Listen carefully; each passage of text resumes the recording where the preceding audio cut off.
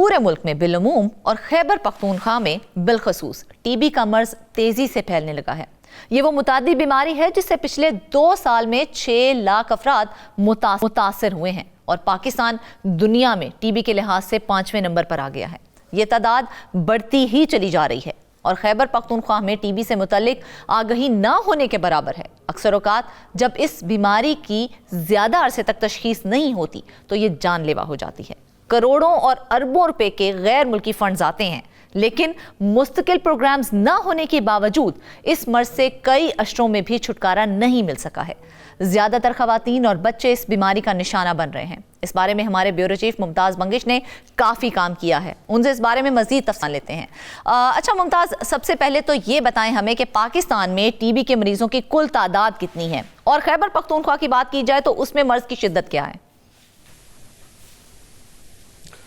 شکریہ فرزانہ۔ اصل میں ٹی بی کا جو مرض ہے، ہماری بدقسمتی یہ ہے کہ سالوں سال سے بلکہ کئی دہائیوں سے اس پہ ہم کام کرتے آ رہے ہیں، لیکن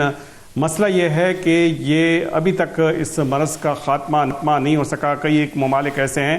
کہ جہاں لوگ ٹی بی کو پہچانتے تک نہیں ہیں، لیکن پاکستان وہ بدقسمت ملک ہے جہاں کئی دہائیوں سے اس پر کام جاری ہے، کئی پروگرام چلے ہیں، لیکن تاحال ٹی بی کا مرض موجود ہے۔ اور آپ نے تعداد کی بات کی تو ایک المیہ تو یہاں یہ بھی ہے کہ یہاں رجسٹرڈ مریضوں کی جو تعداد ہے اس کی اصل تعداد جو ہے وہ اس سے کئی گنا زیادہ ہے۔ اچھا۔ پاکستان میں ہر سال 7 لاکھ کے قریب ٹی بی کے مریض سامنے آتے ہیں ایک اندازے کے مطابق، لیکن 7 لاکھ میں سے صرف نصف ایسے مریض ہیں کہ جو رپورٹ ہو جاتے ہیں اور وہ رجسٹرڈ ہو جاتے ہیں۔ خیبر پختونخوا کی جہاں حالت ہے وہ یہ ہے کہ سالانہ صرف 50,000 کیس جو ہیں وہ رجسٹرڈ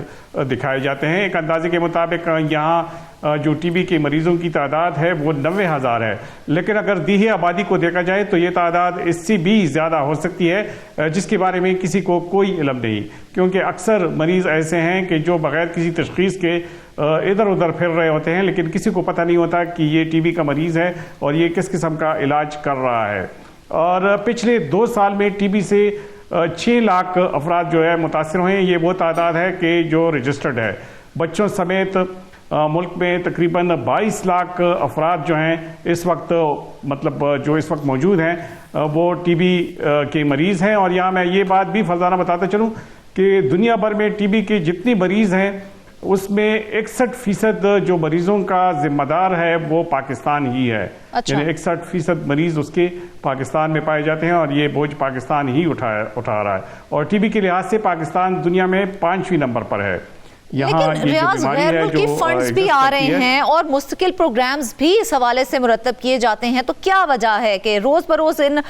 میں اضافہ ہی ہوتا چلا جا رہا ہے ٹی بی کے کیسز میں؟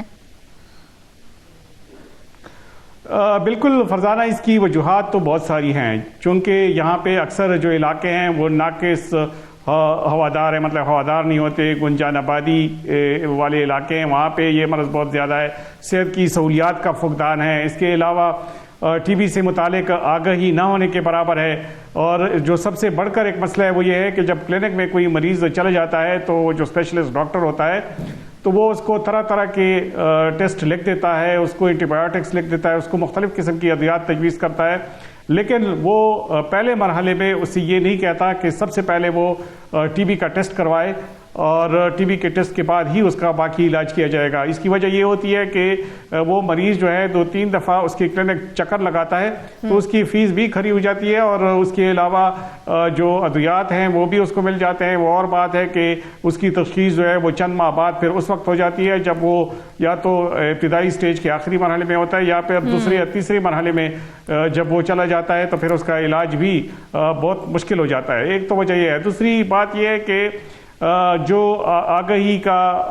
لفظ میں نے استعمال کیا اس کی وجہ یہ ہے کہ یہاں پہ لوگوں کو یہ نہیں پتا کہ ٹی بی کے علامات کیا ہیں، ٹی بی سے کیسے بچا جائے اور ٹی بی کا علاج کس طرح سے کیا جائے۔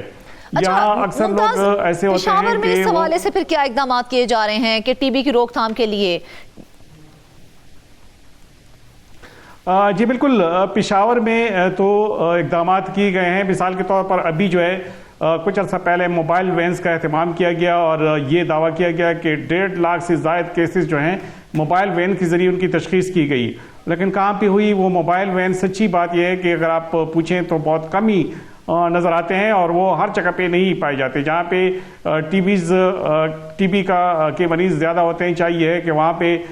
یہ وینز جو ہے نظر آئیں اور لوگوں میں آگاہی پھیلائیں، لیکن اس قسم کے کوئی اقدامات جو ہیں وہ نظر نہیں آتے. یعنی کہ ان اقدامات سے کوئی خاطر خواہ نتائج برآمد نہیں ہو سکیں ابھی تک.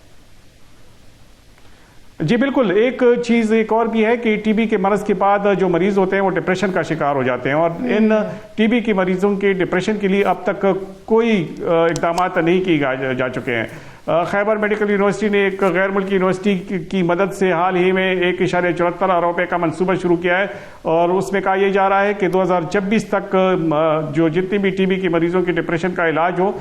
اس پروگرام کے ذریعے کیا جا سکے گا. لیکن اس وقت صورتحال یہ ہے کہ ملک میں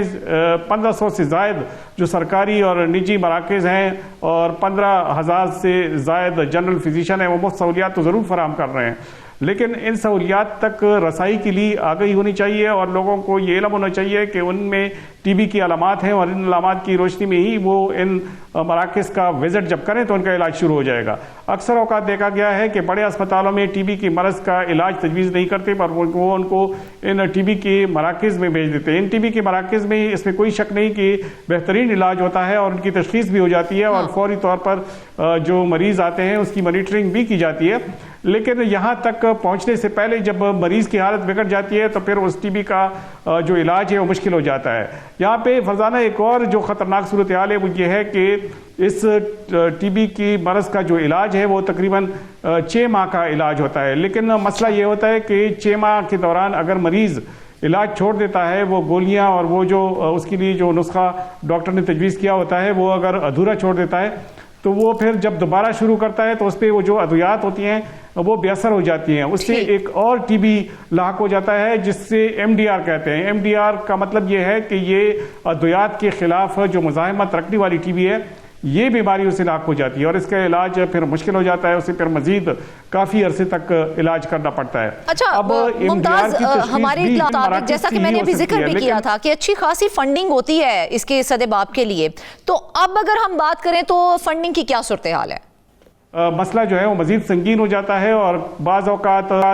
اس کی جو ٹی بی کی حالت ہے وہ اتنی بگڑ جاتی ہے کہ وہ جان لیوا بھی ثابت ہو سکتی ہے. تو اس لیے یہ جو ٹی بی بیکٹیریا کا انفیکشن ہے، یہ کھانسی چھینک کے ذریعے یہ چھوٹے چھوٹے جو قطرے منہ سے خارج ہوتے ہیں اس سے بآسانی پھیل جاتا ہے، اور یہ نہ صرف پھیپھڑوں کو متاثر کرتا ہے بلکہ پیٹ، ہڈیوں اور اعصابی نظام کو بھی بری طرح متاثر کر سکتا ہے. اچھا ممتاز، یہ بتائیں ہماری اطلاعات کے مطابق جیسا کہ میں نے ابھی ذکر بھی کیا تھا کہ اچھی خاصی فنڈنگ کی جاتی ہے ٹی بی کے سد باب کے لیے، تو اگر موجودہ صورتحال کی بات کریں تو کیا صورتحال ہے فنڈنگ کی؟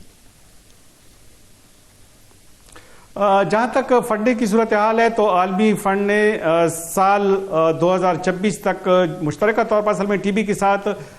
جو HIV ہے، ملیریا ہے، اس کے لیے بھی فنڈنگ کی جاتی ہے، تو تقریباً $28 ملین جو ہے اس کی امداد دی ہے، اور اس سے جو جتنی بھی مطلب اس کی تشخیص سے لے کر اس کی علاج تک کی جتنی بھی اخراجات ہیں وہ کیے جاتے ہیں.